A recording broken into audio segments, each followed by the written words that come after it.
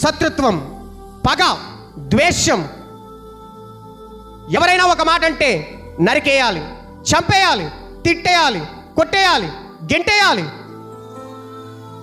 ముఖం చూడకూడదు. ప్రభు ఏమంటూ ఉన్నారు?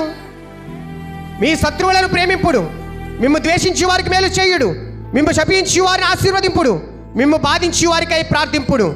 ఈ గుణములన్నీ కూడా యేసయ్యలో ఉన్నాయి. యేసువా వందనం, యేసువా స్తోత్రం.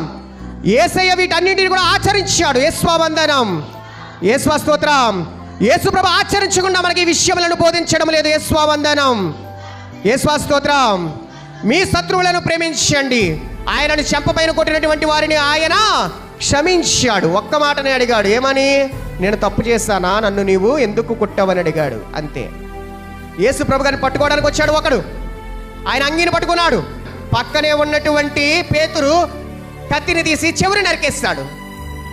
పేతురు, నీవు చేసింది తప్పు అని ఆ పడిపోయినటువంటి చెవిని తీసి మరలా అతికించాడు.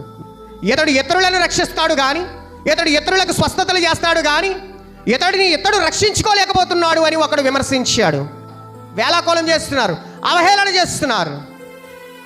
వీరు మాట్లాడుతుంది ఏమిటో వీరికి తెలియదు.